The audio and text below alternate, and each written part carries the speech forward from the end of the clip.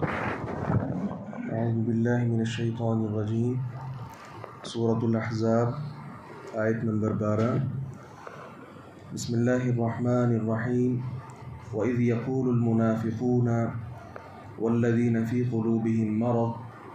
مَّا وَعَدَنَا اللَّهُ وَرَسُولُهُ إِلَّا غُرُورًا۔ وَإِذْ يَقُولُ الْمُنَافِقُونَ، اور جب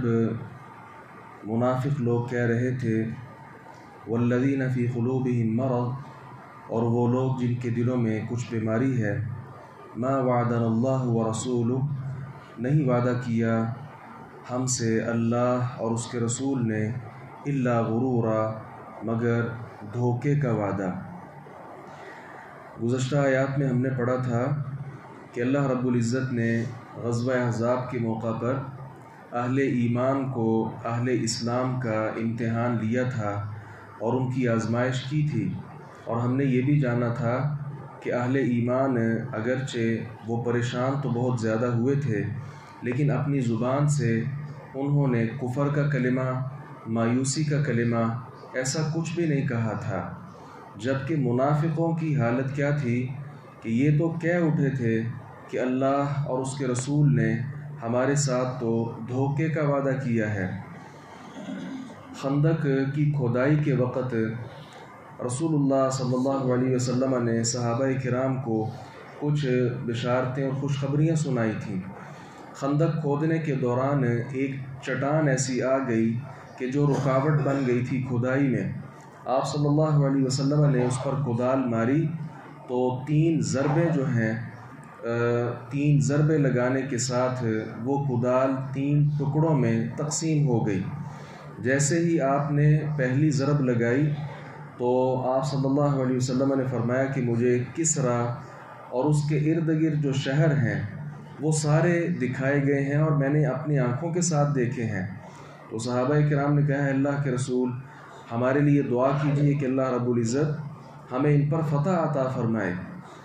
آپ صلی اللہ علیہ وسلم نے اسی طرح یہ دعا فرمائی۔ دوسری ضرب لگائی تو قیصر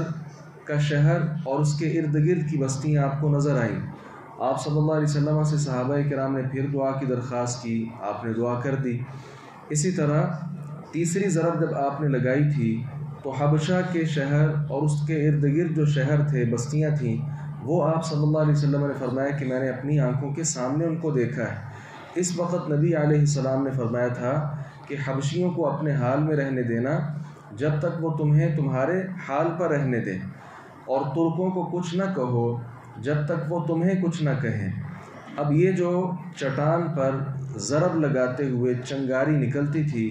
اور اس کی روشنی سے اللہ رب العزت نبی علیہ السلام کو یہ سارا منظر دکھاتے تھے اور آپ صحابہ کرام کو یہ خوشخبری سناتے تھے۔ یہ ساری خوشخبریاں ایک طرف، لیکن منافق لوگ یہ کہتے تھے کہ یہ خوشخبریوں کا کیا فائدہ، یہ نبی تو باہر کے علاقے اور ان کے فتح ہونے کی خوشخبریاں ہمیں دیتے ہیں، جبکہ ہم تو مدینہ کے اندر ہی غیر محفوظ ہیں، اور حتیٰ کہ واش روم کرنے کے لیے ہمارے ہاں کوئی جگہ نہیں ہے۔ اس طرح کی گھٹیا باتیں جو ہیں وہ ان منافق لوگوں نے کہی تھیں۔ شاید منافق یہ سمجھتے ہوتے ہیں کہ ہم کلمہ پڑھیں اور کلمہ پڑھنے کے بعد جو ساری خیر ہے وہ ہمیں فوری طور پر مل جائے، جبکہ ایسا تو نہیں ہوتا۔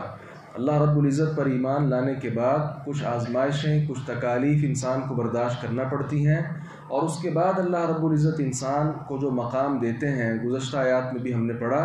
کہ وہ مقام پھر دیکھنے والا ہوتا ہے جو اللہ رب العزت کی طرف سے ملتا ہے۔ وَإِذْ قَالَتْ طَائِفَةٌ مِّنْهُمْ، اور جب ان میں سے ایک گروہ نے کہا، یا اہل یثرب، اے یثرب والو، لا مقام لکم، تمہارے لیے ٹھہرنے کی کوئی صورت نہیں ہے، فارجعوا، پس تم لوٹ چلو، وَيَسْتَأْذِنُ فَرِيقٌ مِّنْهُمُ النَّبِيَّ، اور ان میں سے ایک گروہ نبی سے اجازت مانگتا تھا، یقولون، وہ کہتے تھے، ان بیوتنا عورہ، بلا شبہ ہمارے گھر غیر محفوظ ہیں، وما ہی بعورہ، حالانکہ وہ کسی صورت بھی غیر محفوظ نہیں، ان یریدون الا فرارا، وہ بھاگنے کے سوا کچھ نہیں چاہتے تھے۔ تو یہ منافقوں کا طرز عمل ہے کہ اندر ہی اندر اہل ایمان کے درمیان پھوٹ ڈالنے کی کوشش کرتے اور کہتے یہاں مدینہ کوئی رہنے کی جگہ نہیں ہے، یہ یثرب مدینہ کا پرانا نام ہے، تو یہاں سے نکل پڑو۔ پھر کچھ ایسے منافق بھی تھے جو نبی مکرم صلی اللہ علیہ وسلم سے اجازت مانگتے تھے کہ ہمیں واپس جانے دیں، ہمارے گھر غیر محفوظ ہیں، اس بات کی نفی اللہ رب العزت نے خود فرمائی، کہا حالانکہ ان کے گھر غیر محفوظ نہیں تھے، کیونکہ نبی مکرم صلی اللہ علیہ وسلم سے بڑھ کر جنگ کے اصول کون سمجھتا تھا؟ آپ صلی اللہ علیہ وسلم جہاں قائد تھے، رہبر تھے، جنگ کے اصول سمجھتے تھے، وہاں